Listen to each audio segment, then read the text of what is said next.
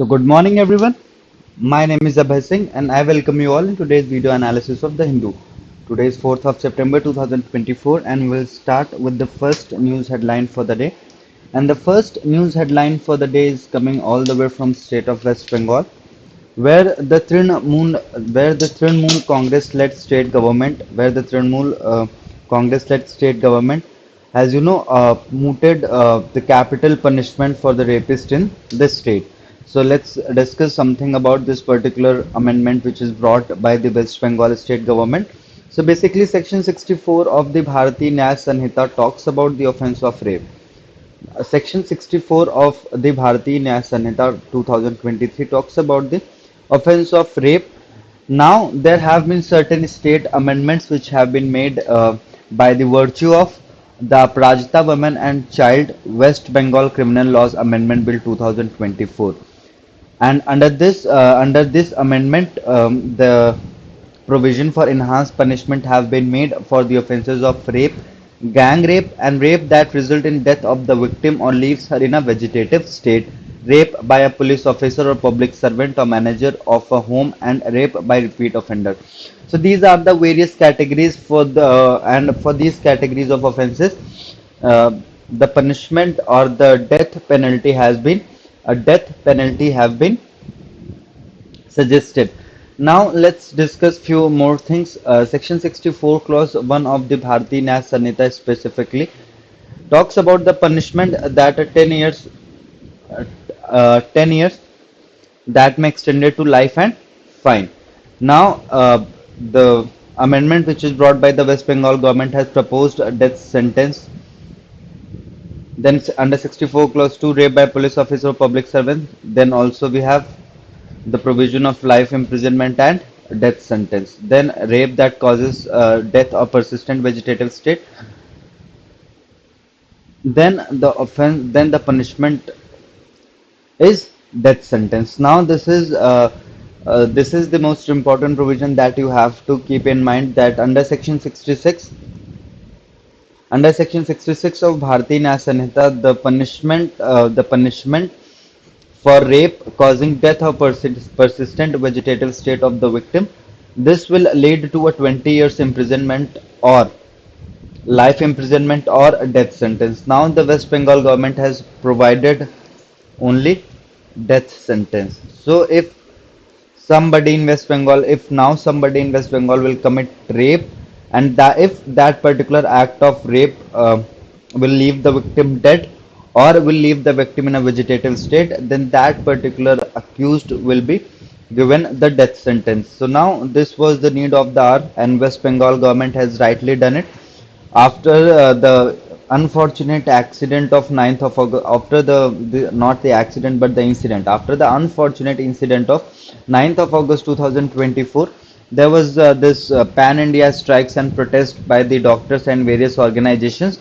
So after considering all those things into after taking all these things into account, the West Bengal government has brought this specific amendment, and the amendment is known as the Aparajita Women and Child. Now, please remember this particular amendment, the Aparajita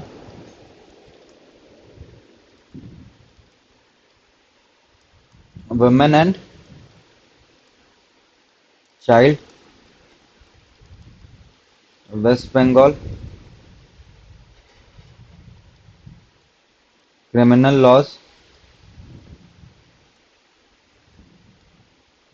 Amendment Bill 2020, for it is passed by voice vote by West Bengal Legislative Assembly, and this basically provides the enhanced punishment in for the offense of rape. This particular amendment provides for the enhanced punishment for the offense of rape.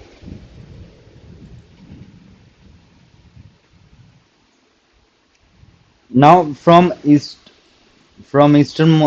part of the country, now I'll move to the southern part of the country.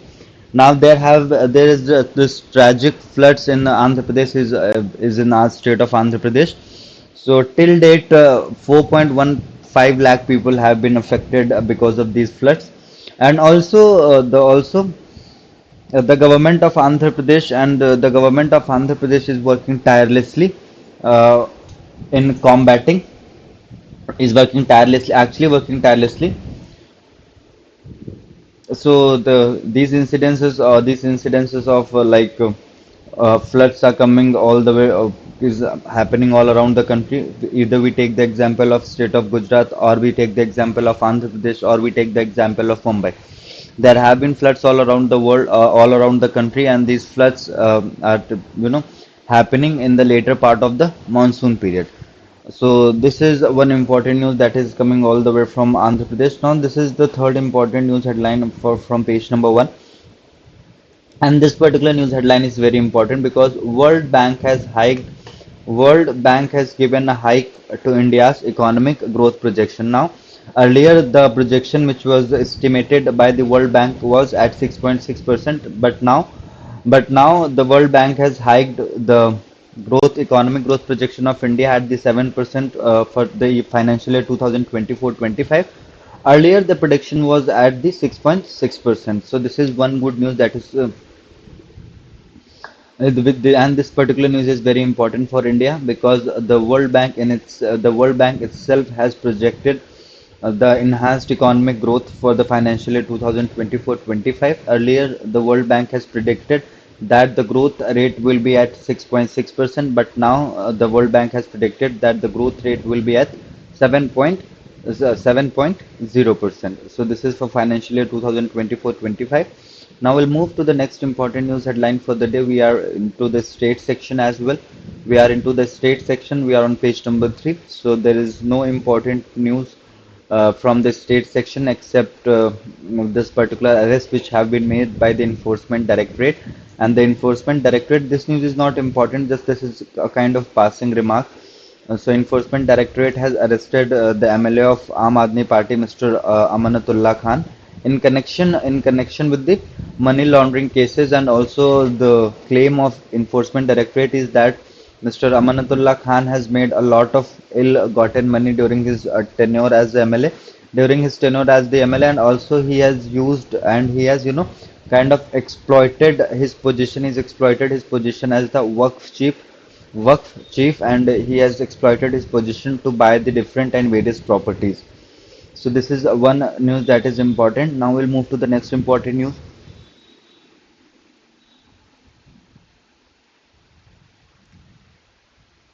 So this is in a interesting turn of events. The protesting doctors in the state of West Bengal, have gifted an artificial spine to the police commissioner, Mr. Vineet Goyal. They have handed over the spine to the Kolkata police commissioner, Mr. Vineet Goyal, and they have basically demanded the urgent resignation of Mr. Goel because they have claimed the protesting students have claimed that there have been certain lapses, and there have not certain but there have been a lot of lapses by the Kolkata police during the there have been a lot of lapses by the Kolkata police during the investigation, and for the same purposes these particular protesting doctors have gifted one artificial spine to the police commissioner of Kolkata, Mr. Vineet Kumar Goel, and they have also demanded his resignation as soon as possible because his protesters are claiming that his hands are dirty, and he was the main person because of whom the investigation was not conducted properly. So this particular news is given on page number four. So on page number four, only these many news are important. We'll discuss one more news. So, hearing the suo motu public interest litigation in the Badlapur sexual assault case, the Bombay High Court have clearly stated or clearly issued the guidelines for the direction for the Maharashtra state government that the state government of Maharashtra must sensitize boys to be able to build a safe environment for girls to grow in the society. So this is one important direction that is given by the Bombay High Court, and the direction is very simple that it is the responsibility of the state government to sensitize boys so that so that these boys can provide a sensitive and a protective environment to the girls, so and also both boys and girls can grow together in a society. So this is one important direction that have been passed by the government of by the Bombay High Court. Now moving on to the second important news from page number 4. This particular news is also coming all the way from the state of Maharashtra, where for last 9 to 10 months this Maratha quota protest has been going on, and now Mr. Manoj Jangre has become the primary face of this particular this Maratha quota protest.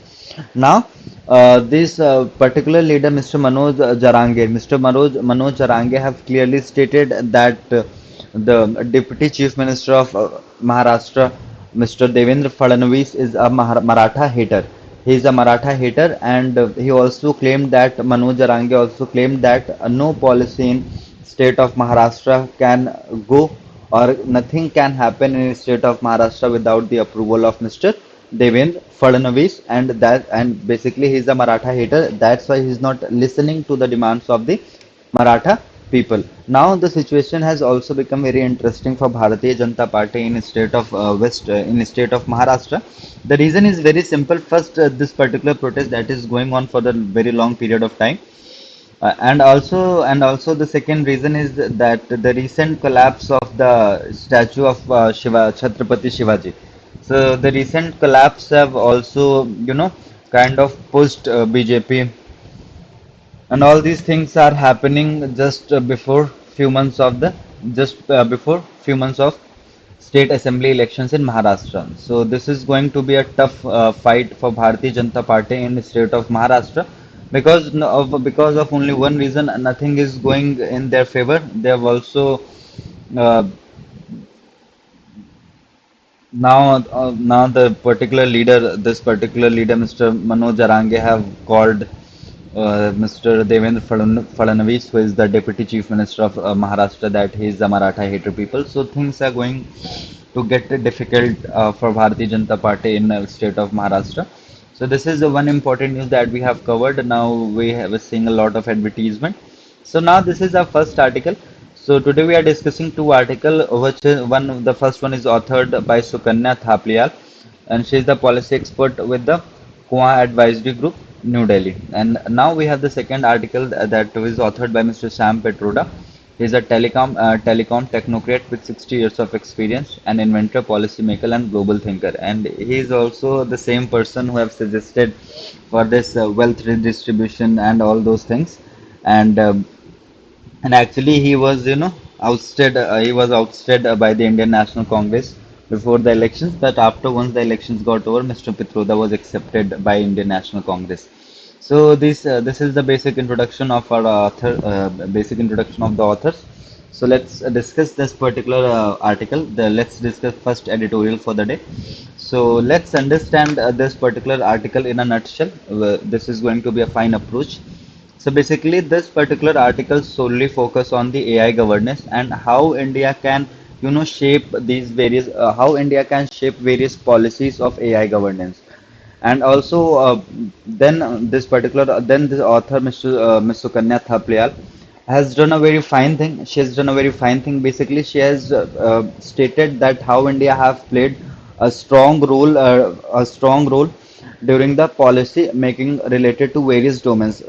For example, that UNGA resolution on climate negotiation in 1989. So basically, this particular what did this author has done, पहले तो इन्होंने ये बताया कि AI governance में India कैसे help कर सकता है इन पूरे पॉलिसी मेकिंग को शेप करने में, और इस अपने पर्टिकुलर आर्ग्यूमेंट को स्ट्रांगली सपोर्ट करने के लिए ऑथर ने बहुत सारे एग्जांपल्स दिए हैं जहां पर बहुत सारे इंटरनेशनल कॉन्फ्रेंसेस, कॉन्क्लेव्स और डिक्लेरेशंस को परफेक्टली एग्जीक्यूट करने में इंडिया ने बहुत ही इंपॉर्टेंट रोल प्ले किया है। ठीक है, सो इस तरीके से इस आर्टिकल को डील किया गया है, और आर्टिकल मेनली फोकस करता है आर्टिफिशियल इंटेलिजेंस गवर्नेंस पे और इंडिया कैसे उस पर्टिकुलर चीज को एक प्रॉपर वे में शेप कर सकता है. This is the only important thing that we going to discuss in this particular article. Will start with the first paragraph, and the first paragraph is basically the summit of the future. So basically the summit of the future, which is going to take place on September 22-23. So this summit of the future will take place on September 22-23, 2024, will be a decisive moment for global diplomacy and international norm building process in the sphere of artificial intelligence.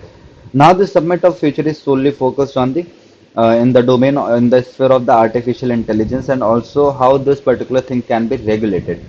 Now, at this particular summit, various world leaders and stakeholders will come together under the UN, under the aegis of United Nations to advance the global digital compact. The GDC aims to build a collaborative multi-stakeholder framework that strives to address the digital divide, advance the sustainable development goals, and create a secure and inclusive digital environment.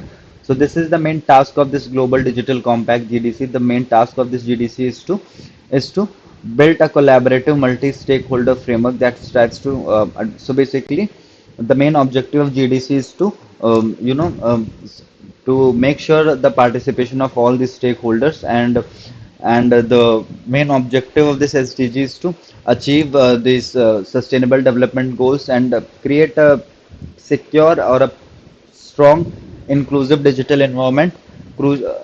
Parallelly to the GDC, the UNGA now, parallel to this particular global digital compact, the UNGA recently adopted two key resolutions on AI led by the United Nations and China, United States and China. So, but now in the next phase of this particular article, the author have discussed the two UNGA resolutions which have been brought by the two permanent members of the General Assembly, United States of America and China.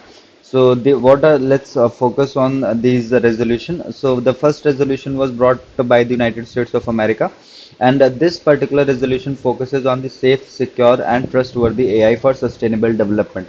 So this particular resolution of the United States of America totally focuses on the first.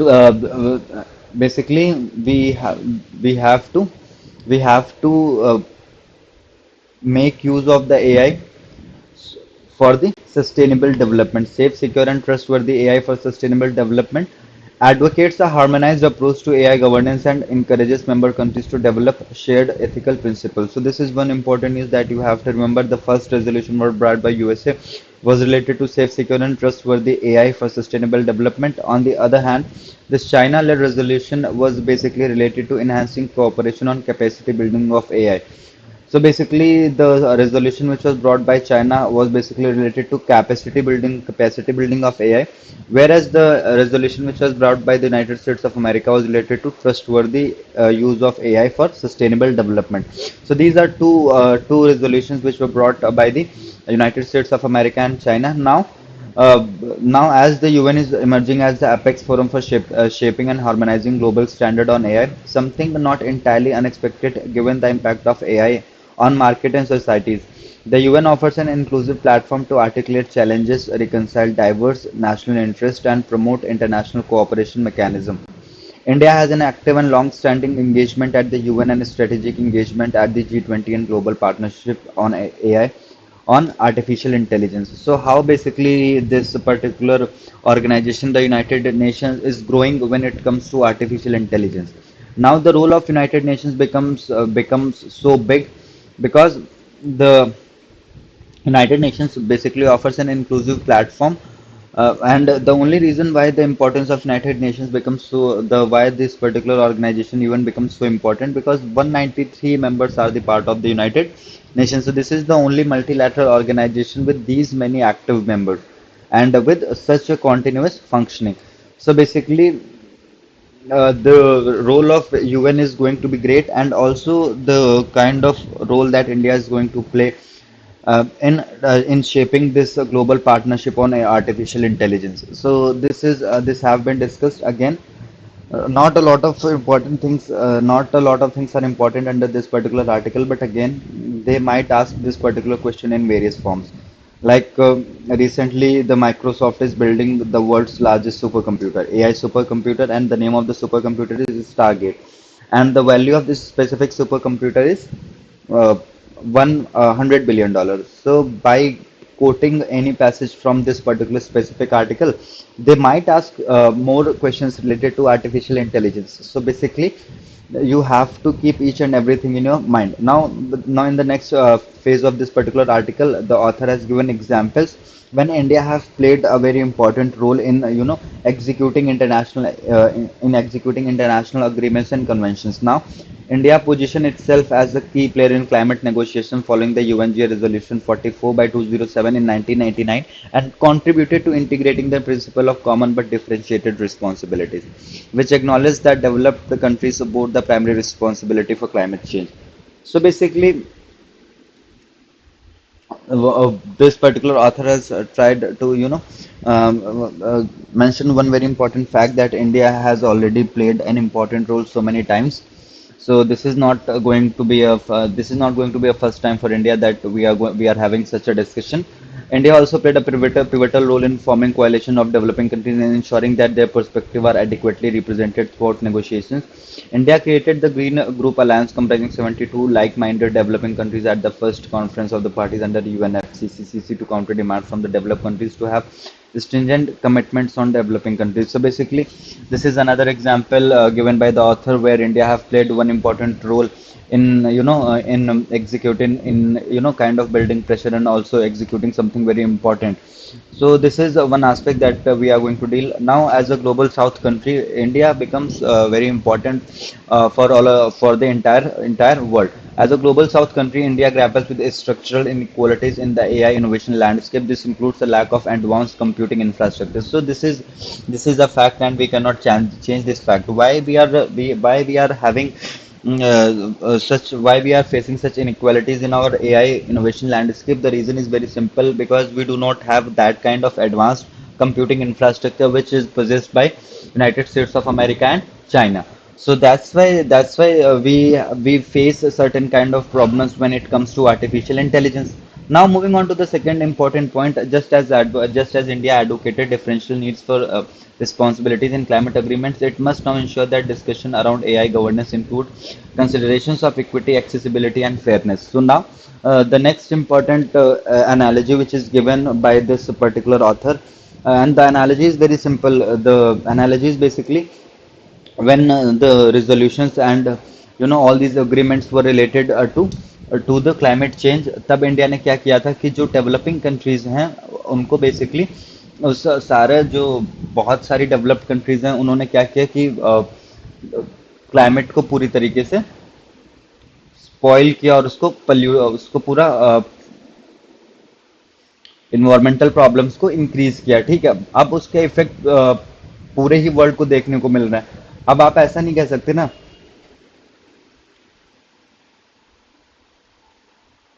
कि जो developing countries हैं आप उन पे भी उतने ही sanctions लगाएंगे जितने आप डेवलप्ड कंट्रीज पे सैंक्शंस लगाएंगे। The reason is very simple, because the developed countries has already taken the benefit of all these things. So the same logic have been used by the author when it comes to artificial intelligence, that countries like India do not have advanced computing infrastructure. So this does not mean that we don't deserve the benefits of artificial intelligence. So this is this is like a very good analogy. So by using that particular analogy, the author has given this very important statement that it becomes very important that the discussions around AI governance include considerations of equity, accessibility, and fairness. That when we are making any discussion or debate over this particular artificial intelligence, then the debate and discussion should also focus on the considerations of equity, accessibility, and fairness, that each and every stakeholder should get the maximum benefit of artificial intelligence. India has succeeded in registering these considerations at other international fora, as seen in the G20 New Delhi Leaders Declaration and GPI Ministerial Declaration. So India has already manifested its intention that India want an inclusive AI infrastructure system. By leveraging the UN platform, India can amplify its existing effort on a wider scale, ensuring that the voice of developing countries are heard. So basically, the next important thing that we have to focus on, that this is the right opportunity for India when we can become the spokesperson for the developing countries. So this is how you try to build the pressures on the some developed countries, that you become the representative of the marginalized group, you become the spokesperson of the developing countries. So this will help in creating some sort of pressure.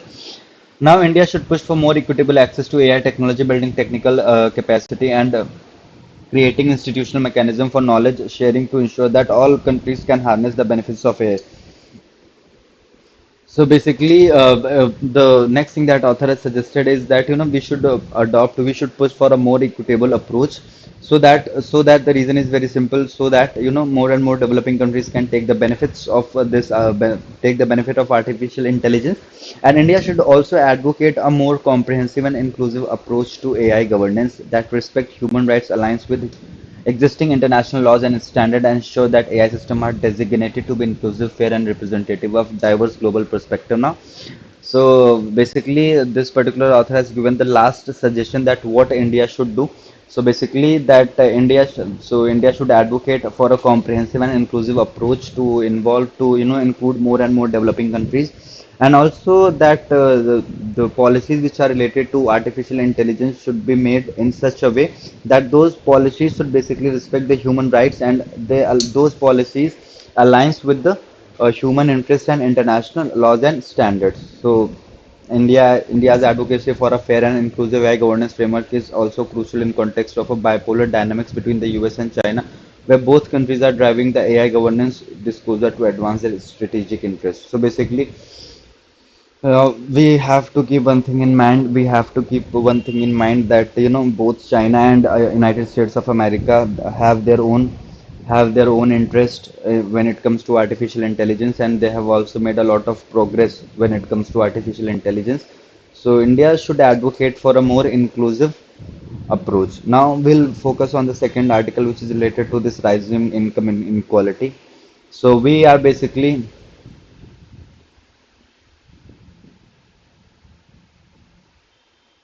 So basically, this particular article is related to the challenge of rising income inequality, and we have made history, and history not in a good way, history in a bad way. So basically, in India, this share of the top 1% of the national income is among the highest in the world. So this is a kind of income inequality. Now, first, so So basically, the author has opened this particular article with a very fine premise. So basically, the author has suggested various ways that how we can make things better for the equitable society, and how we can provide a more disposable income to the people living in the society. So the first step, the some key areas which Mr. Pitroda has suggested जहाँ पे हम काम कर सकते हैं. So the first area was progressive taxation. Now what is this progressive taxation? So the progressive taxation is very simple. So the meaning of progressive tax is that tax will rise as the income rises. So this is one thing that we have to understand, that progressive tax means basically nothing but the taxes which will arise according to the income are the progressive taxes. So the first step which was suggested by the author is that the progressive taxing policies so that progressive taxing policies so that the wealth can be redistributed in India. Wealth can be redistributed in India because everybody cannot pay same taxes. जिनके पास ज़्यादा पैसा है उन्हें ज़्यादा ही tax देना होगा. ठीक है. तो इसकी वजह से फिर हम क्या कर पाएंगे कि जिन लोगों के पास ज़्यादा पैसा, जब हम उनसे ज़्यादा टैक्स लेंगे, अब हम उस जो एक्स्ट्रा वेल्थ हमारे पास आएगा उस वेल्थ को हम इक्वली डिस्ट्रीब्यूट कर सकते हैं through various policies and schemes. Second method is education and skill development. अगर क्वालिटी एजुकेशन होगी तो क्या होगा, एम्प्लॉयबिलिटी बढ़ने के चांसेस ज़्यादा हैं. लेबर लॉस को थोड़ा सा या लेबर राइट्स को हमें थोड़ा और स्ट्रॉन्ग करने की ज़रूरत है. Take one example, there is no centralized legislation in India which regulates the work culture and work environment of gig workers. So we need more of these labor laws. The fourth method which have been suggested is investment in infrastructure. We have to make a lot of investment in infrastructure, in asset infrastructure, in capital infrastructure, in developing factories and industries, so that we can provide more and more employment to the people of this country. Now, the contribution of super rich Bill Gates and Warren Buffett began a global campaign called the Giving Pledge for the super rich to donate more than half their wealth. Uh, super rich to donate more than half their wealth in order to benefit the public. As of 2023, more than 235 super rich people in 28 countries have committed $600 billion for public good. In many advanced countries, there is a special inheritance tax. Japan 55%, South Korea 50%, France 45%, and the US 40%. Before transferring wealth to the next generation, however, it applies only to the super rich. So basically, the author has also suggested something called this inheritance tax. Now, what is this inheritance tax?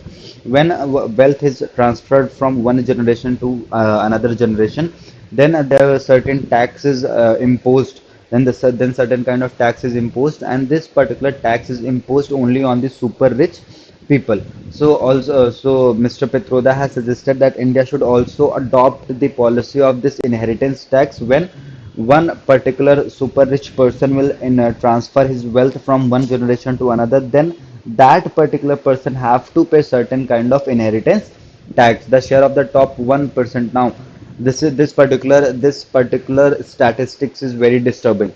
The World Inequality Lab says that in India, the share of the top 1% in the national income is among the highest in the world. So basically, we have made one world record, and the world record is not a good way. In India, the top 1% of the people जितना wealth hold करते हैं उतना किसी और country में है ही नहीं. हमारे कंट्री में जो टॉप 1% लोग हैं उनका जो नेशनल इनकम में शेयर है इतना किसी और कंट्री में है ही नहीं. So this is the reason. This is the reason. This is actually representing the, and this is actually giving the clear picture of. This is giving the actually giving the clear picture of income inequality in India. That जो top 1% Indians जितना wealth hold कर रहे हैं उतना और या जो top 1% लोग हैं उनका जितना शेयर है नेशनल इनकम में इतना किसी और कंट्री में है ही नहीं. सो बेसिकली ये हमारी कंट्री के इनकम इनक्वालिटी की जो पिक्चर है इसको बहुत क्लियरली रिप्रेजेंट कर रहा है. नाउ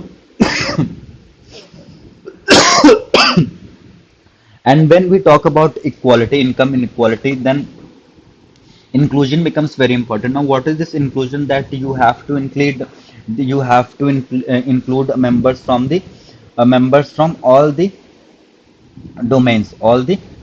अब आपको जब तक आप सबको इंक्लूड नहीं करेंगे तब तक वो इक्विटी और इक्वालिटी को जो चीज़ है जिसे आप क्लियरली डिस्कस नहीं कर सकते हैं. This is not a debate about increasing or introducing new taxes for the middle class, the rich or the super rich. It is about locating the resources. Now, this is the best observation which have been made by the author, and the observation is very simple. Now, what is this observation which is made by the author of this particular article? The observation is very simple, that currently we are not focusing on increasing or decreasing the taxes.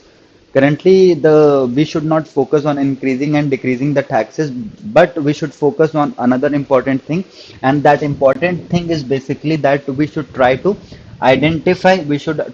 locate those points where we can build more and more, where we can provide more and more employment to the people. अगर हम ये inheritance tax की policy को adopt करके अगर state के पास ज़्यादा resources हैं और फिर उससे जो जॉबलेसनेस की प्रॉब्लम है इसको अगर हम सॉल्व कर सकते हैं, पॉवर्टी की प्रॉब्लम सॉल्व करते हैं, then it's fine. We should we should go for the inheritance tax, because see, these are two disturbing facts, that top 1% का जितना contribution है national income में उतना वर्ल्ड में किसी और कंट्री में नहीं है. And the second fact is जो हमारे कंट्री में इनकम इनक्वालिटी है वो भी काफ़ी ज़्यादा है. अभी जो प्रॉब्लम है वो प्रॉब्लम ये है कि हमें उन सारे एरियाज को हमें उन सारे अपॉर्चुनिटीज या उन सारे मौक़ों को आइडेंटिफाई करना होगा जहां पर हम टैक्सेस या किसी भी तरीके से जो ये जॉबलेसनेस और ये पॉवर्टी की प्रॉब्लम है इसे सॉल्व कर सके. फिर इसके लिए हमें चाहे टैक्सेस इंक्रीज करने पड़े या हमें इनहेरिटेंस टैक्स अडॉप्ट करना पड़े या हमें कोई भी पॉलिसी अडॉप्ट करनी पड़े. Some continue to see globalisation and market liberalisation as silver bullets rather than as strategies which demand capacities for vigilance and constant mid-course correction. Past turmoil in global markets, the COVID-19 pandemic, and the war in Europe and West Asia remind us that globalization extracts its own price.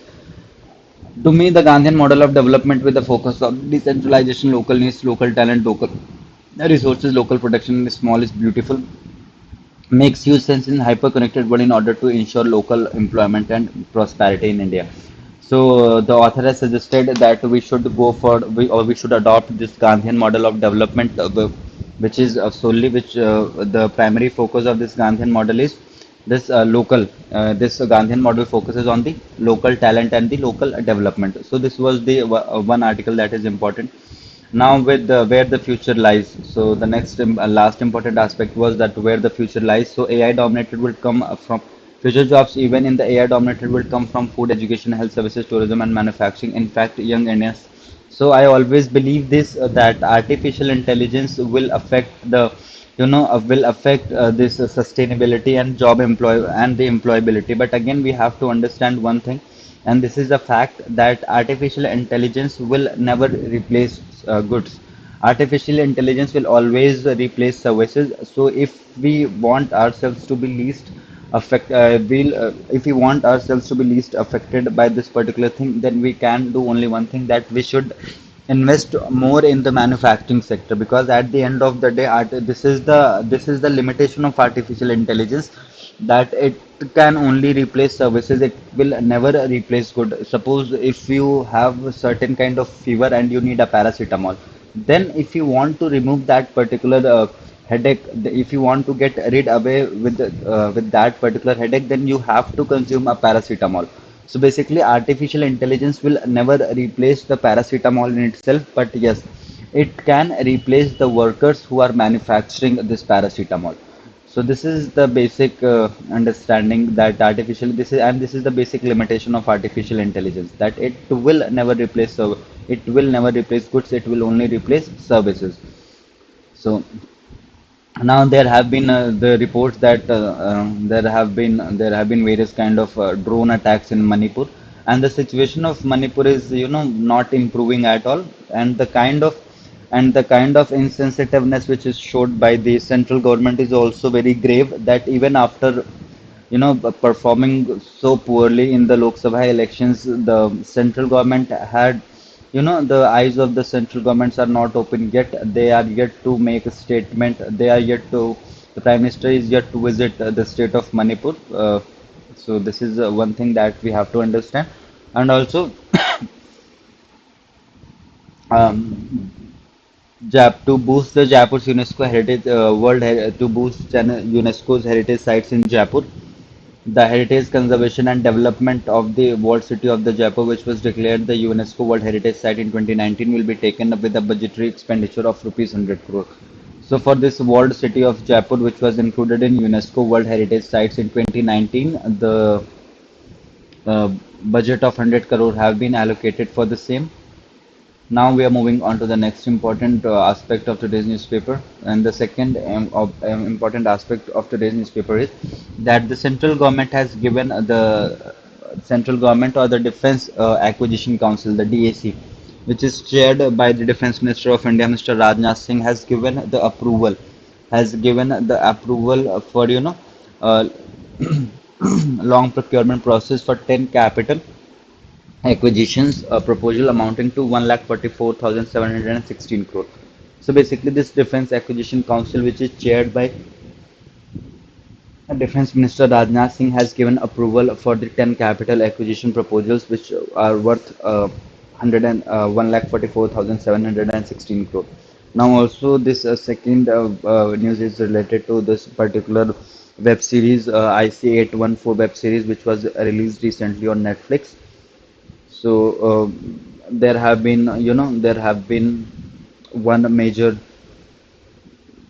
development related to this particular series. Instead of using the original names of the terrorists, the makers of this particular series have used two specific name, Bhola and Shankar, for the hijackers. Now, the Netflix have made this particular statement that it will add the real names of the terrorists and they will remove the name of Bhola and Shankar. Now, the central government has given this statement in the Supreme Court of India in the case or in the suo motu petition which was going on in the Supreme Court, and the central government has made this statement that the West Bengal government is not cooperating in the investigation. So this news is important when we talk about this international thing. Then this particular news becomes important. The elections of Venezuela, the elections of Venezuela are has become the very important because Nicolas Maduro has won the presidential election of Venezuela. And now now after the results were announced, there have been certain allegations by the opposition that Mr. Maduro has used unfair means to win the elections, but actually it was the opposition leader, Mr. Imunodo Gonzalez, who have won the election. But now Nicolas Maduro जो अभी president हैं, इन्होंने क्या किया, इन्होंने बोला कि इनके इलेक्शंस एकदम फेयर तरीके से हुए हैं और इनके इस स्टेटमेंट को वहाँ के कोर्ट ने भी अप्रूव किया है। और जो अपोजिशन के लीडर थे इमान एडमुंडो गोंजालेज, उनके खिलाफ उनके अगेंस्ट एक अरेस्ट वारंट भी इशू कर दिया गया है। तो this is very important, please remember this. The elections of Venezuela are very important for each and every examination. You have to follow the news very carefully. So recently, the president of Russia, Mr. Vladimir Putin, visited Mongolia, and even after this arrest warrant, which have been issued by this International Criminal Court, and despite of this arrest warrant, Mr. Putin visited Mongolia. So this is one important news that we have to keep in mind. And there's a lot of good news that is coming from Paris in Paralympics. India has broken its record. India has won the most medals in a single edition at the 2024 Paris Paralympics. जितने India ने Paris Paralympics में medals जीते हैं उतने आज तक किसी भी एडिशन में पैरालंपिक्स के मेडल नहीं जीते थे. Sumit Antil has made the Paralympics record. A javelin thrower, he is a javelin thrower and he threw the javelin in the F64 category में इनको गोल्ड मेडल मिला है. पैरालंपिक्स रिकॉर्ड बनाया इन्होंने. 70.59 मीटर्स तक इन्होंने अपना जो javelin था वो फेंका. फिर दीप्ति दीप्ति जीवांजी को ब्रॉन्ज मेडल मिलता है वुमेन 400 मीटर रेस में T20 कैटेगरी में. So these are the important news that is coming from the sports section. And the most important news that is related to cricket, that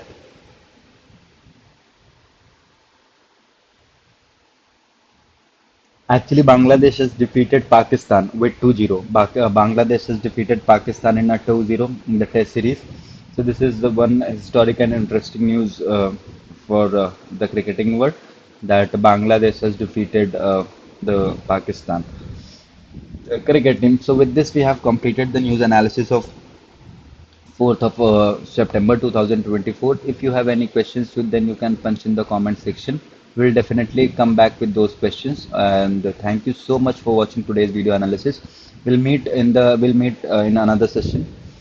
Till then, if you have any questions and doubts, then you can ask in the comment section. Otherwise, thank you so much for watching today's video analysis. Please आप लोग video को like करिए और success मित्रा digital channel को subscribe करिए. Thank you so much. Thank you.